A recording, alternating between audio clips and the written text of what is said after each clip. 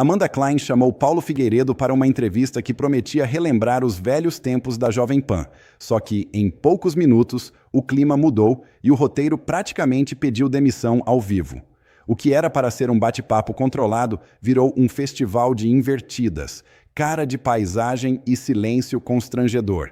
Paulo entrou com fatos, dados e aquela tranquilidade de quem já parecia saber o final da história. Repare na expressão dele ao cumprimentar Amanda no começo.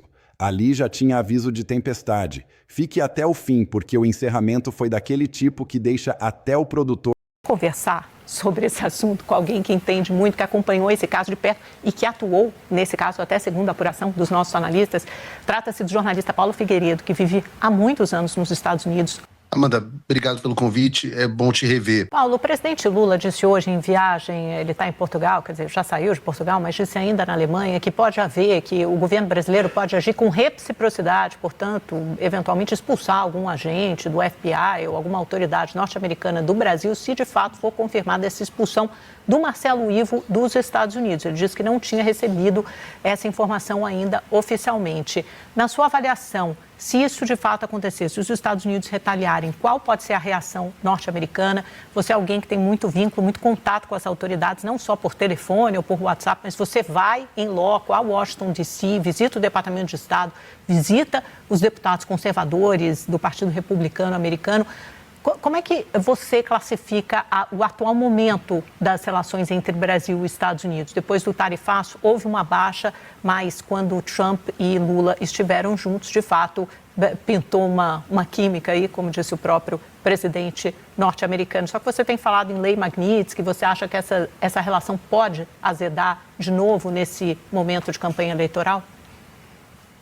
Eu acho que nós temos dois aspectos aqui. O primeiro é que, de fato, a diplomacia informal do governo brasileiro, inclusive com empresários brasileiros que fizeram doações generosas à campanha do Donald Trump e, portanto, acabavam tendo acesso ao presidente americano, trabalharam para construir uma relação com o Lula. Ao mesmo tempo que os Estados Unidos estavam precisando de uma opção, uma alternativa à China para a matéria de minerais críticos. Não é coincidência que tenha acontecido aí nessa semana a compra de Serra Verde. É muito importante para os Estados Unidos que eles tenham acesso a minerais críticos que são utilizados para toda a revolução de inteligência artificial e toda a questão de inclusive, equipamentos de defesa americanos. Então, é uma questão geopolítica associada a uma questão política que favoreceram essa aproximação. Essa aproximação não trouxe grandes resultados, exceto um favor inicial que o presidente Trump fez ao Lula, a pedido do próprio presidente Lula, que foi a retirada, não da lei Magnitsky, não da designação da lei Magnitsky, mas do nome do Alexandre de Moraes, do Office of Foreign Asset Control, que é quem aplica as penalidades financeiras da lei Magnitsky, que é o status atual. Essa relação foi seguida de uma ligação entre os dois, uma promessa de visita que nunca se concretizou, apesar do Trump estar encontrando líderes internacionais normalmente, e eu acho que, pelo menos a impressão que eu tenho nas conversas que eu tenho tido, é que essa relação tem degringolado porque o Brasil não cumpriu as promessas que Lula teria feito ao Trump, que incluiriam, inclusive, a cooperação no combate real ao crime organizado e ao tráfico de drogas. O ministro das Relações Exteriores do Brasil, inclusive, fez um lobby muito pesado junto ao Departamento de Estado americano para que o PCC e o Comando Vermelho ainda não fossem designados como organizações terroristas. Essas tensões foram aumentando ao longo dos últimos meses, associada a uma estratégia que eu vejo da campanha do presidente Lula, que vai muito mal para sua reeleição, onde ele está deliberadamente provocando os Estados Unidos. Você pode reparar que ele, na semana passada, estava falando do Papa em relação à briga que o Donald Trump estava tendo ao Papa, fez múltiplas declarações em relação ao Irã, agora está fazendo declarações em relação a Cuba. Semanalmente ele tem buscado criar um incidente diplomático com os Estados Unidos. E por que ele tem buscado fazer isso? Ora, ele entende que há uma possibilidade de Donald Trump reagir com tarifas, e tarifas dariam ao Lula o discurso de defesa da soberania nacional. Eu acho que é uma estratégia equivocada, acho que a chance dos Estados Unidos responderem com tarifas para o Brasil dessa vez é muito baixa, embora, obviamente, dependa exclusivamente do presidente Trump. A chance é muito baixa nesse momento desse tipo de reação. Agora, outras ações podem ser tomadas. Se o Lula realmente retaliar, não há como prever que tipo de retaliação o governo americano pode adotar. A gente lembra que nesse meio do caminho, o Senior Advisor for Brazil Policy, né, o conselheiro sênior de política para o Brasil, a posição mais alta dentro do governo americano dedicado ao Brasil, teve o visto negado pelo Lula. Então, a relação está realmente azeda, vamos dizer assim. Acho que aquela química foi-se o tempo. Natália? Então, Paulo, nesse contexto, o que a gente observa também do outro lado, o senhor citou a campanha do presidente Lula, do outro lado, o senador Flávio Bolsonaro tem feito gestos para demonstrar que tem essa proximidade com Donald Trump. No Palácio do Planalto, eles avaliam que estar muito próximo a Trump também pode não ser bom. O senhor tem acompanhado essa modulação de como vai ser a campanha do senador Flávio Bolsonaro e como se dará essa ideia de que Flávio é próximo a Trump e tem uma relação com Trump? A política externa do senador Flávio Bolsonaro, caso ele seja eleito presidente, vai ser a do Brasil em primeiro lugar. Há uma semelhança disso com a America First do Donald Trump. Donald Trump quer o interesse dos Estados Unidos em primeiro lugar e o Flávio Bolsonaro quer o interesse do Brasil em primeiro lugar. É uma continuidade, inclusive, da política do presidente Bolsonaro, de Brasil acima de tudo. Então, essa que deve ser a tônica da política externa, o que não significa que o Brasil e os Estados Unidos não tenham múltiplos interesses em comum. Por exemplo, quais são as maiores necessidades do Brasil hoje em dia? O Brasil precisa melhorar sua questão de segurança pública, o Brasil precisa de investimentos e o Brasil precisa dar um passo na revolução tecnológica que está acontecendo nesse momento. Ora, os Estados Unidos são o país que mais podem ajudar no combate ao narcotráfico internacional e já existe o escudo das Américas para que haja uma cooperação das Américas nesse sentido. Então, o melhor aliado que a gente pode ter na segurança pública são os Estados Unidos.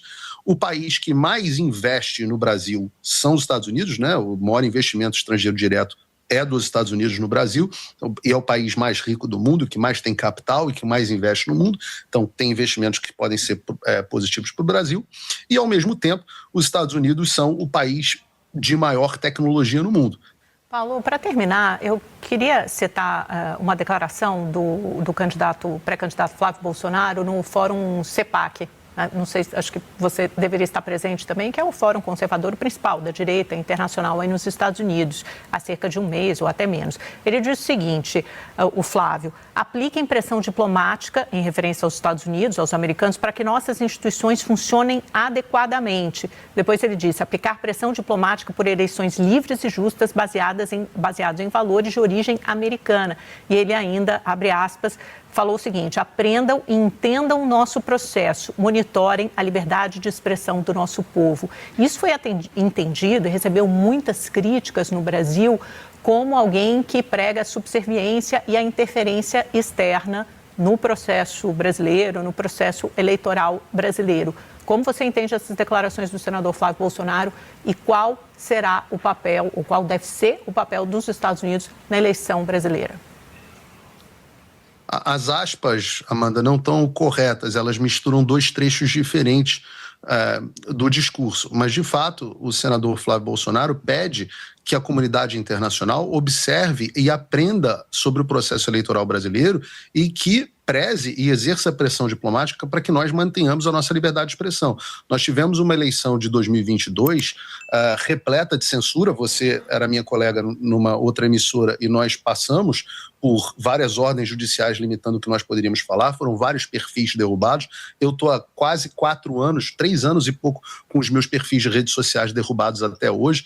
Então, nós tivemos uma grande censura nas eleições de 2022 que desequilibraram o jogo em favor do presidente Lula, né, em favor da eleição do presidente Lula. Inclusive, o próprio Congresso americano emitiu no mês passado um relatório dizendo exatamente isso, que a condução através da censura acabou influenciando a eleição para favorecer um dos candidatos, no caso, o Lula. O segundo aspecto, que é o aspecto que boa parte da população tem questionamentos a respeito do seu sistema eleitoral, questionamentos que são legítimos, mas que foram criminalizados por aqueles que conduzem o sistema eleitoral, é normal que a comunidade internacional queira ter confiança em quem está sendo eleito para o Brasil, né? E isso é normal, eles fazem isso no mundo inteiro. E a ideia de que existem observadores internacionais acompanhando eleições é algo rotineiro. Ora, posso pegar aqui o exemplo do próprio ex-presidente do Supremo Tribunal Federal, Luiz Roberto Barroso, que foi ser observador na eleição americana. Ele veio aqui em 2020 e disse que a eleição de 2020 nos Estados Unidos foi legítima. Então, observadores internacionais são algo comum. A gente não pode querer que só haja observadores internacionais de esquerda, ONGs de esquerda e observadores internacionais de esquerda. Dessa vez, um pleito legítimo do senador Flávio Bolsonaro é de que o processo tenha também observadores de outro espectro político. E isso é bom. E se o Brasil não tem nada a temer, é melhor que dê mais transparência ao seu sistema. Afinal, nós não queremos uma revolta popular, como nós tivemos no 8 de janeiro, com a população descrente do seu próprio sistema eleitoral. Mas então, os observadores internacionais, só para te interromper, só para não deixar passar, os observadores internacionais acompanham as eleições brasileiras há décadas e são observadores internacionais de toda a parte do espectro político, de organizações mundialmente acreditadas e nacionais também, OAB, todos os partidos políticos acompanham o processo eleitoral brasileiro e observadores internacionais também. O termo que o senador Flávio Bolsonaro usa aqui é pressão diplomática. Eu acho que é um pouco diferente, talvez avance um pouco ao sinal em relação ao que você menciona, que é algo absolutamente legítimo de observadores internacionais. E isso já faz parte do nosso processo regular eleitoral. A pressão diplomática é por liberdade de expressão e a observação internacional em relação ao nosso processo eleitoral. Essas organizações que você mencionou, de muita credibilidade, são de muita credibilidade pela esquerda. Não são de muita credibilidade pela direita. Se você pegar o nosso espectro político, do qual eu faço parte, a credibilidade da OAB é perto de zero. Sua audiência, que for conservadora, ela vai dizer a você, olha, nenhum advogado de direita hoje se sente representado pela OAB. É a mesma coisa que acontece com várias dessas organizações que fazem acompanhamento das eleições. O que eu posso te dizer e posso te adiantar é que nós teremos, sim, um acompanhamento e uma observação internacional do processo eleitoral brasileiro nesse ano, independente da vontade do senador Flávio Bolsonaro. É algo ao qual eu pessoalmente tenho me dedicado e eu tenho certeza de que vai dar certo. Não só dos Estados Unidos, mas de vários outros países. A ideia é construir uma coalizão que entenda o sistema eleitoral brasileiro. Porque, desculpa, o presidente Lula é muito amigo e muito próximo do ditador da Venezuela, hoje preso, ex-ditador da Venezuela, Maduro, que hoje, sabidamente, nós sabemos, acho que ninguém questiona, roubou e fraudou as eleições na Venezuela. Ninguém tem dúvida de que o Lula seria capaz da mesma coisa. Então, se o sistema brasileiro é bom, é importante que seja dada transparência à população. Se nós não temos nada a esconder, é melhor que você não tenha um contingente de dezenas de milhões de brasileiros que não confiam hoje na forma como elegem o seu representante. E não tem democracia que subsista dessa forma. Paulo Figueiredo, muito obrigada pela sua entrevista aqui ao Central de Notícias. Até a próxima. Boa tarde. Muito obrigado. Se você assistiu até aqui, muito obrigado pela sua atenção. Se gostou do conteúdo, já deixa o like e se inscreve no canal para não perder as próximas notícias. Ativa o sininho para receber tudo em primeira mão. Deixa também sua opinião nos comentários. Ela é muito importante. Fica com Deus, um forte abraço e até o próximo vídeo.